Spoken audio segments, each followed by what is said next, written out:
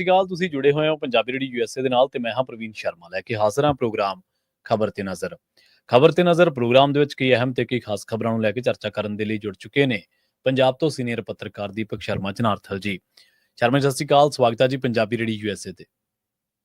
ਸਤਿ ਸ਼੍ਰੀ ਅਕਾਲ ਪ੍ਰਵੀਨ ਜੀ। ਸਾਰੇ ਦਰਸ਼ਕਾਂ ਨੂੰ, ਸਰੋਤਿਆਂ ਨੂੰ ਪਿਆਰ ਭਰੀ ਸਤਿ ਸ਼੍ਰੀ ਅਕਾਲ। ਸਤਿ ਸ਼੍ਰੀ ਅਕਾਲ ਜੀ। ਤੁਹਾਨੂੰ ਜੀ ਧੰਨਵਾਦ ਜੀ। ਖਬਰਾਂ ਦੇ ਵਿੱਚ ਅੱਗੇ ਵਧਣ ਤੋਂ ਪਹਿਲਾਂ ਧੰਨਵਾਦ ਕਰਦੇ ਚਲੀਏ ਸਪਾਂਸਰਸ ਦਾ, ਜਿਹੜੇ ਜ਼ਰੀਆ ਬਣਦੇ ਨੇ ਇਹਨਾਂ ਪ੍ਰੋਗਰਾਮਾਂ ਨੂੰ ਤੁਹਾਡੇ ਤੱਕ ਪਹੁੰਚਾਉਣ ਦੇ ਲਈ। ਖਾਲਸਾ ਇੰਸ਼ੋਰੈਂਸ ਏਜੰਸੀ ਵਾਲੇ, ਜਿਨ੍ਹਾਂ ਤੋਂ ਤੁਸੀਂ ਹਰ ਤਰੀਕੇ ਦੀ ਇੰਸ਼ੋਰੈਂਸ ਲੈ ਸਕਦੇ ਹੋ। ਇੰਸ਼ੋਰੈਂਸ ਬਾਰੇ ਪਤਾ ਕਰਨ ਦੇ ਲਈ ਇਹਨਾਂ ਦਾ ਨੰਬਰ ਹੈ 408-272-2500। ਇਹ 1992 ਤੋਂ ਲਗਾਤਾਰ ਇੰਸ਼ੋਰੈਂਸ ਬਿਜ਼ਨਸ ਦੇ ਵਿੱਚ ਸ਼ਾਨਦਾਰ ਸੇਵਾਵਾਂ ਦੇ ਰਹੇ ਨੇ ਤੇ ਅਮਰੀਕਾ ਭਰ ਦੇ ਵਿੱਚ ਇੰਸ਼ੋਰੈਂਸ ਕਰਦੇ ਨੇ। ਓਬਾਮਾ ਕੇਅਰ, ਮੈਡੀਕੇਅਰ ਜਾਂ ਫਿਰ ਕਵਰਡ ਕੈਲੀਫੋਰਨੀਆ ਬਾਬਤ ਪਾਲਿਸੀ ਕਰਵਾਉਣ ਦੇ ਲਈ, ਸਲਾਹ ਲੈਣ ਦੇ ਲਈ ਅੱਜ ਹੀ ਕਾਲ ਕਰੋ 408-272-2500 ਤੇ। ਟਰਕੀਨਾ ਇਮੀਗ੍ਰੇਸ਼ਨ ਲਾ ਫਰਮ ਵਾਲੇ, ਜੇ ਟਰਕੀਆਨਾ, ਟੋਰਨੀ ਟਰਕੀਆਨਾ ਦੇ ਨਾਲ ਤੁਸੀਂ US ਇਮੀਗ੍ਰੇਸ਼ਨ ਬਾਬਤ ਕੋਈ ਵੀ ਸਲਾਹ ਕਰਨੀ ਹੈ ਤਾਂ ਇਹਨਾਂ ਦਾ ਨੰਬਰ ਹੈ 415-909-0503। Gurdeep Singh Birdi Clovis, Mandeep Singh, Sandeep Kaur San Jose, Jind Kaur, Anayat Kaur Bakersfield, Mahinder Singh, Mahinder Kaur Mattu Yuba City, Amrik Singh Atwal, Jarnail Singh Yuba City ਤੇ ਜਰਨੈਲ ਸਿੰਘ ਸਿਆਟਲ ਤੋਂ। ਇਹਨਾਂ ਸਾਰੇ ਹੀ ਸਪਾਂਸਰਸ ਦਾ ਬਹੁਤ-ਬਹੁਤ ਧੰਨਵਾਦ। ਤੇ ਜੇਕਰ ਤੁਸੀਂ ਵੀ ਪੰਜਾਬੀ ਰੇਡੀਓ USA ਦੇ ਇਹਨਾਂ ਪ੍ਰੋਗਰਾਮਾਂ ਨੂੰ ਸਪਾਂਸਰ ਕਰਨਾ ਚਾਹੁੰਦੇ ਹੋ ਤਾਂ ਸਟੂਡੀਓ ਦਾ ਨੰਬਰ ਹੈ 408-272-5200। ਅੱਜ ਦਾ ਇਹ ਖਬਰ ਤੇ ਨਜ਼ਰ ਪ੍ਰੋਗਰਾਮ ਸਾਲ 2025 ਦੀ 17 ਫਰਵਰੀ ਦਾ ਪ੍ਰੋਗਰਾਮ ਹੈ ਤੇ ਦਿਨ ਅੱਜ ਸੋਮਵਾਰ ਹੈ। ਖਬਰਾਂ ਦੀ ਸ਼ੁਰੂਆਤ ਕਰੀਏ ਸ਼ਰਮਾ ਜੀ ਇਸ ਵੇਲੇ ਦੀ ਸਭ ਤੋਂ ਵੱਡੀ ਪੰਥਕ ਹਲਚਲ ਤੋਂ। ਹਰਜਿੰਦਰ ਸਿੰਘ ਧਾਮੀ, ਜਿਨ੍ਹਾਂ ਦੇ ਵਿਅਕਤੀਤਵ ਬਾਰੇ, ਜਿਨ੍ਹਾਂ ਦੀ ਸ਼ਖਸੀਅਤ ਬਾਰੇ ਆਪਾਂ ਅਕਸਰ ਹੀ ਚਰਚਾ ਕਰਦੇ ਰਹੇ ਹਾਂ ਤੇ ਉਹਨਾਂ ਦੇ ਨਾਲ ਸੰਬੰਧਿਤ ਜਿਹੜੇ ਮਾਮਲੇ ਸੀ ਜਾਂ ਜਿਹੜੇ ਫੈਸਲੇ ਸੀ, ਉਸ ਤੋਂ ਬਾਅਦ ਕਿਸ ਤਰੀਕੇ ਦੇ ਨਾਲ ਉਹਨਾਂ ਦੀ ਆਲੋਚਨਾ ਹੁੰਦੀ ਹੈ ਜਾਂ ਕਿਸ ਤਰੀਕੇ ਦੇ ਨਾਲ ਉਹਨਾਂ ਦੇ ਫੈਸਲਿਆਂ ਤੇ ਕਿੰਤੂ ਪ੍ਰੰਤੂ ਹੁੰਦਾ, ਇਹਦੇ ਬਾਰੇ ਆਪਾਂ ਡਿਟੇਲ ਦੇ ਵਿੱਚ ਚਰਚਾ ਲੰਘੇ ਮਹੀਨਿਆਂ, ਲੰਘੇ ਹਫ਼ਤਿਆਂ ਦੇ ਵਿੱਚ ਪ੍ਰੋਗਰਾਮਾਂ ਦੇ ਵਿੱਚ ਕਰਦੇ ਰਹੇ ਹਾਂ। ਇੱਕ ਬੜੀ ਵੱਡੀ ਅਪਡੇਟ ਸੀ ਉਹਨਾਂ ਦਾ ਅਸਤੀਫਾ। ਪਰ ਇਹ ਗੱਲਾਂ ਇੱਥੇ ਹੀ ਨਹੀਂ ਖੜੀਆਂ। ਪੰਥਕ ਸਫਾਂ ਦੇ ਵਿੱਚ ਚਰਚਾਵਾਂ ਹੋਰ ਵੀ ਤੇਜ਼ ਹੋ ਚੁੱਕੀਆਂ ਨੇ। ਉਹ ਚਰਚਾਵਾਂ ਨੇ ਜਥੇਦਾਰ ਸਾਹਿਬ ਦੇ ਅਸਤੀਫੇ ਨੂੰ ਲੈ ਕੇ।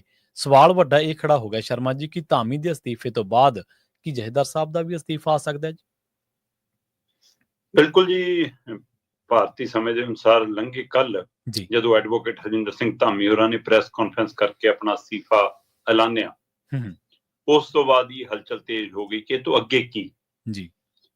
ਵੈਸੇ ਪ੍ਰਵੀਨ ਜੀ, ਆਪਾਂ ਪਹਿਲਾਂ ਵੀ ਕਈ ਵਾਰ ਇਸੇ ਪਲੇਟਫਾਰਮ ਤੇ ਗੱਲ ਕਰਦੇ ਰਹੇ ਹਾਂ ਕਿ ਧਾਮੀ ਜੀ ਹੋਰੀ ਨਾਰਾਜ਼ ਹੋ ਜਾਂਦੇ ਨੇ, ਕਈ ਵਾਰ ਨਿਰਾਸ਼ ਹੋ ਜਾਂਦੇ ਨੇ, ਕਈ ਵਾਰ ਚਿੰਤਤ ਹੋ ਜਾਂਦੇ ਨੇ। ਉਹਨਾਂ ਨੇ ਇੱਕ ਦੋ ਵਾਰ ਆਪਣੇ ਘਰੇ ਹੀ ਡੇਰਾ ਲਾ ਲਿਆ ਸੀ, ਦਫ਼ਤਰ ਆਉਣਾ ਬੰਦ ਕਰਤਾ ਸੀ, ਮਾਘੀ ਮੇਲੇ ਵਾਲੀ ਸਟੇਜ ਤੇ ਨਹੀਂ ਗਏ ਸੀ। ਅਕਾਲੀਆਂ ਦੀ ਮੀਟਿੰਗ ਚੋਂ ਨਿਕਲ ਕੇ ਸਿੱਧੇ ਘਰੇ ਚਲੇ ਜਾਂਦੇ ਸੀ, ਸ਼੍ਰੋਮਣੀ ਕਮੇਟੀ ਦੀਆਂ ਬੈਠਕਾਂ ਚੋਂ ਸਿੱਧੇ ਨਿਕਲ ਕੇ ਚਲੇ ਜਾਂਦੇ ਸੀ, ਮੀਡੀਆ ਨਾਲ ਗੱਲ ਨਹੀਂ ਕਰਦੇ ਸੀ।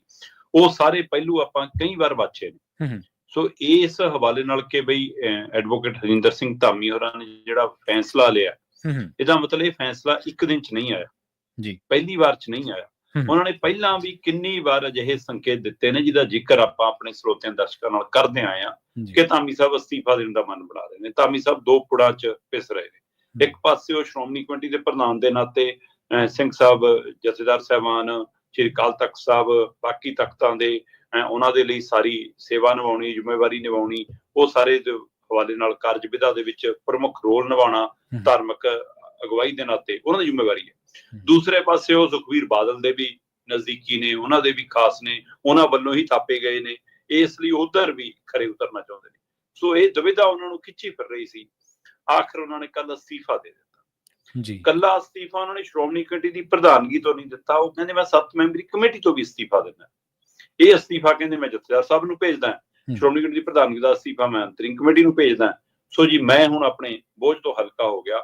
ਉਹਨਾਂ ਨੇ ਹਵਾਲਾ ਦਿੱਤਾ ਕਿ ਜਿਹੜਾ ਜਥੇਦਾਰ ਸਿੰਘ ਸਾਹਿਬ ਗਿਆਨੀ ਰਘਵੀਰ ਸਿੰਘ ਹੋਰਾਂ ਨੇ ਇਬਾਰਤ ਲਿਖੀ ਸੀ ਗਿਆਨੀ ਹਰਪ੍ਰੀਤ ਸਿੰਘ ਦੇ ਹੱਕ ਚ ਆਖਰੀ ਸੋਸ਼ਲ ਮੀਡੀਆ ਦੇ ਪੋਸਟ ਰਾਹੀਂ, ਕਿ ਉਹਨੇ ਮੈਨੂੰ ਝੰਜੋੜਿਆ ਤੇ ਮੈਨੂੰ ਲੱਗਿਆ ਕਿ ਸਿੰਘ ਸਾਹਿਬ ਨੇ ਜੋ ਕਿਹਾ, ਕਹਿੰਦੇ ਬੇਸ਼ੱਕ ਮੈਂ ਇਕੱਲਿਆਂ ਨੇ ਫੈਸਲਾ ਨਹੀਂ ਲਿਆ ਸੀ, ਇਹ ਤਾਂ ਸਮੁੱਚੀ ਅੰਤਰਿੰਗ ਕਮੇਟੀ ਦਾ ਫੈਸਲਾ ਸੀ 14 ਮੈਂਬਰਾਂ ਦਾ, ਇਸ ਲਈ ਪਰ ਮੈਨੂੰ ਲੱਗਿਆ ਮੈਂ ਇਸ ਲਈ ਇਹ ਭਾਰ ਮੁਕਤ ਹੋ ਰਿਹਾ, ਮੈਂ ਆਪਣਾ ਅਸਤੀਫਾ ਪੇਸ਼ ਕਰਦਾ। ਹੁਣ ਉਸ ਤੋਂ ਬਾਅਦ ਇਹ ਚਰਚਾ ਬਿਲਕੁਲ ਵੱਡੀ ਹੋ ਗਈ ਕਿ ਕੀ ਗਿਆਨੀ ਰਘਵੀਰ ਸਿੰਘ ਜਿਹੇ ਜਿਹੇ ਦਬਾਅ ਦੇ ਵਿੱਚ ਮੰਨੇ ਜਾ ਰਹੇ ਨੇ ਕਿ ਐਡਵੋਕੇਟ ਹਰਜਿੰਦਰ ਸਿੰਘ ਧਾਮੀ ਸੀ, ਉਹੋ ਜਿਹੇ ਦਬਾਅ ਚ ਗਿਆਨੀ ਰਘਵੀਰ ਸਿੰਘ ਵੀ ਮੰਨੇ ਜਾ ਰਹੇ ਨੇ। ਖਾਸ ਕਰਕੇ ਜਦੋਂ ਗਿਆਨੀ ਹਰਪ੍ਰੀਤ ਸਿੰਘ ਵਾਲਾ ਮਾਮਲਾ ਸ਼ੁਰੂ ਹੋਇਆ, ਉਹ ਤੋਂ ਬਾਅਦ ਤਾਂ ਜ਼ਿਆਦਾ 2 ਤਰੀਕ ਵਾਲੇ ਫੈਸਲੇ ਵਾਲਾ ਪਹਿਲੂ, 2 ਤਰੀਕ ਦੇ ਫੈਸਲੇ ਤੋਂ ਬਾਅਦ 7 ਮੈਂਬਰੀ ਕਮੇਟੀ ਵਾਲਾ ਮਸਲਾ, 7 ਮੈਂਬਰੀ ਕਮੇਟੀ ਦੇ ਨਾਲ ਫਿਰ ਗਿਆਨੀ ਹਰਪ੍ਰੀਤ ਸਿੰਘ ਵਾਲਾ ਪਹਿਲੂ, ਉਹ ਸਾਰੇ ਪਹਿਲੂਆਂ ਦੇ ਉੱਤੇ ਸਿੰਘ ਸਾਹਿਬ ਗਿਆਨੀ ਰਘਵੀਰ ਸਿੰਘ ਕਨੀ ਬਾਰ-ਬਾਰ ਨਜ਼ਰਾਂ ਉੱਠਦੀਆਂ ਸੀ ਕਿ ਹੁਣ ਇਹ ਕੀ ਕਹਿਣਗੇ। ਹੁਣ ਇਹਨਾਂ ਦਾ ਕੀ ਪੱਖ ਹੋਊਗਾ, ਕੀ ਪ੍ਰਤੀਕਰਮ ਹੋਊਗਾ। ਕਦੀ ਉਹ ਕਹਿੰਦੇ ਨੇ ਕਿ 7 ਮੈਂਬਰੀ ਕਮੇਟੀ ਨੂੰ ਇਹ ਭਰਤੀ ਕਰਨੀ ਚਾਹੀਦੀ ਹੈ, ਕਦੇ ਉਹ ਕਹਿੰਦੇ ਨੇ 7 ਮੈਂਬਰੀ ਕਮੇਟੀ 'ਚ ਵਾਧਾ ਕਰ ਲਓ, ਕਦੇ ਉਹ ਕਹਿੰਦੇ ਨੇ ਕਿ ਇਹਦੇ ਗਿਆਨੀ ਹਰਪ੍ਰੀਤ ਸਿੰਘ ਦੇ ਮਾਮਲੇ ਜਾਂਚ ਦੀ ਲੋੜ ਹੀ ਨਹੀਂ ਕਿਸੇ ਹੋਰ ਨੂੰ, ਇਹ ਜਾਂਚ ਜੇ ਲੋੜ ਹੋਊਗੀ ਤਾਂ ਅਕਾਲ ਤਖਤ ਸਾਹਿਬ ਕਰਵਾਊਗਾ, ਕਾਰਵਾਈ ਕਰੂਗਾ ਤਾਂ ਅਕਾਲ ਤਖਤ ਸਾਹਿਬ ਕਰਾਊਗਾ, ਉਹ 5 ਪਿਆਰੇ ਮੂਹਰੇ ਆਪਣਾ ਪੱਖ ਰੱਖੂਗੇ। ਕਦੇ ਕਹਿੰਦੇ ਨੇ ਕਿ ਵੀ ਮਾੜਾ ਜਿਹਾ ਰੁਤਬਿਆਂ ਦਾ, ਅਹੁਦਿਆਂ ਦਾ ਸਨਮਾਨ ਰੱਖਿਓ। ਸੋ ਜਿਹੜੀ ਉਹ ਦੋਹਰੀ ਗੱਲ ਆਉਂਦੀ ਰਹੀ, ਉਹਨੇ ਸ਼ੰਕੇ ਸੋਭੇ ਵਧਾਉਂਦੀ ਰਹੀ।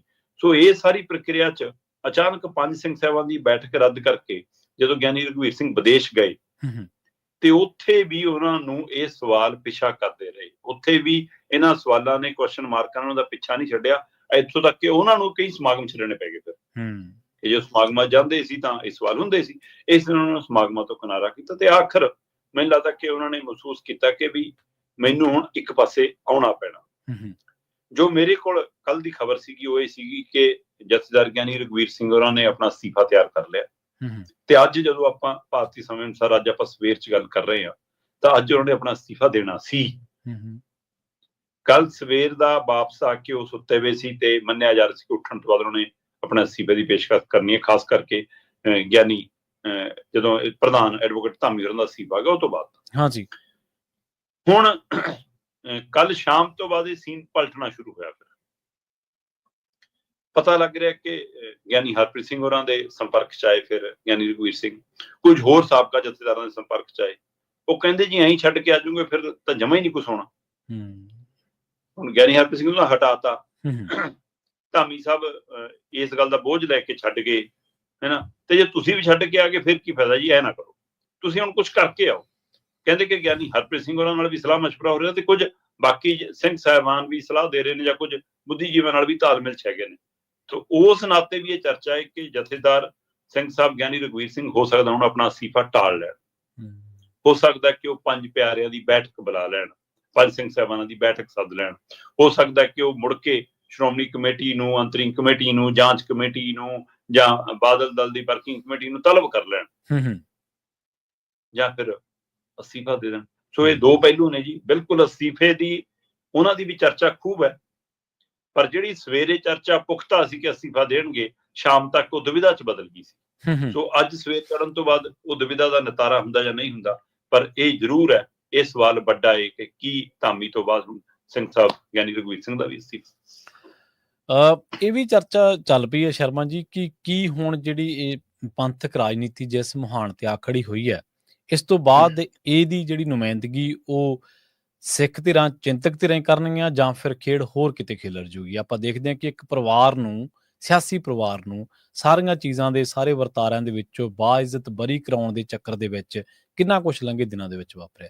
ਖੈਰ, ਇਹ ਪੰਥਕ ਰਾਜਨੀਤੀ ਕਿਹੜੀ ਪਾਸੇ ਜਾਂਦੀ ਹੈ ਜਾਂ ਕਿਹੜੇ ਉਸਲਵੱਟੇ ਹੋਣ ਲੈਂਦੇ ਆਉਣ ਵਾਲੇ ਦਿਨਾਂ ਦੇ ਵਿੱਚ, ਇਹਦੀ ਘੋਖ ਜ਼ਰੂਰ ਹੋਊਗੀ, ਪਰ ਇਹ ਨਾਲ ਨਾਲ ਇੱਕ ਸੰਵੇਦਨਸ਼ੀਲ ਮੋੜ ਤੇ ਵੀ ਮੈਂ ਕਹਿਣਾ ਚਾਹੂੰਗਾ ਕਿ ਆ ਪਹੁੰਚੀ ਹੈ ਜੀ। ਬਿਲਕੁਲ। ਅਗਲੀ ਗੱਲ, ਜਿਹੜੇ ਇੱਕ ਘਰ ਦੀ, ਜਿਹੜੇ ਇੱਕ ਪਰਿਵਾਰ ਦੀ ਆਪਾਂ ਗੱਲ ਕੀਤੀ ਹੈ, ਉਹਦੀ ਜਿਹਦੇ ਕੋਲੇ ਅੱਜ ਕੱਲ੍ਹ ਅਕਾਲੀ ਦਲ ਦੀ ਜਿਹਦੇ ਕੋਲੇ ਵਾਗਡੋਰ ਹੈ, ਅਕਾਲੀ ਦਲ ਦੀ ਜੇ ਉਸ ਐਂਗਲ ਤੋਂ ਦੇਖਿਆ ਜਾਵੇ, ਰਾਜਨੀਤੀ ਦੇ ਐਂਗਲ ਤੋਂ ਦੇਖਿਆ ਜਾਵੇ, ਕੀ ਮੁਸ਼ਕਲਾਂ ਵੱਧ ਚੁੱਕੀਆਂ ਨੇ ਜਾਂ ਫਿਰ ਉਹ ਸਾਰੇ ਕਾਸੇ ਨੂੰ ਹੁਣ ਤੱਕ ਸੈੱਟ ਕਰ ਚੁੱਕੇ?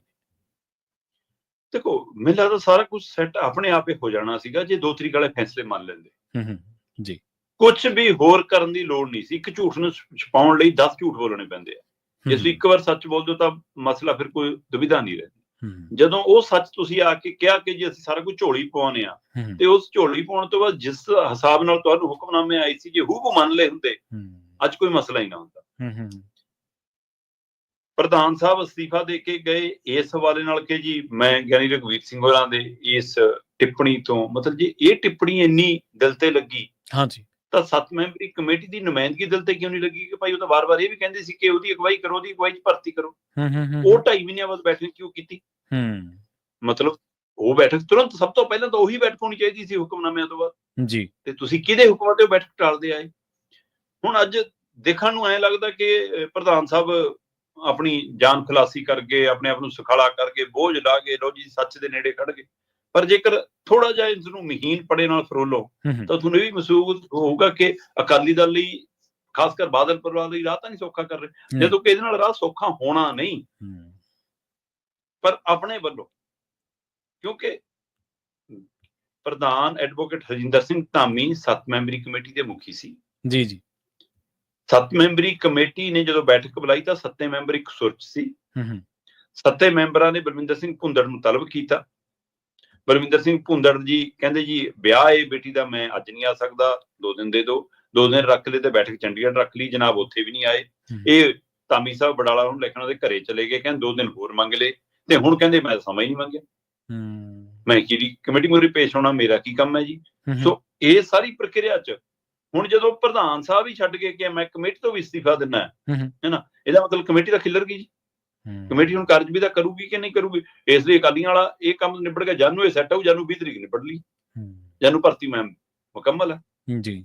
ਇਸੇ ਲਈ ਜੇ ਹੁਣ ਗਿਆਨੀ ਰਘਵੀਰ ਸਿੰਘ ਵੀ ਅਸਤੀਫਾ ਦੇ ਜਾਂਦੇ ਨੇ ਹੈਨਾ, ਫਿਰ ਕਹਿੰਦੇ ਜੀ ਉਹਨਾਂ ਲਈ ਤਾਂ ਕੰਮ ਹੋਰ ਆਸਾਨ ਆ, ਫਿਰ ਕੱਲ ਨੂੰ ਜਿਹਨੂੰ ਮਰਜ਼ੀ ਲਾ ਕੇ ਜ਼ਰੂਰ ਕਰੂਗੇ ਪੈਸੇ।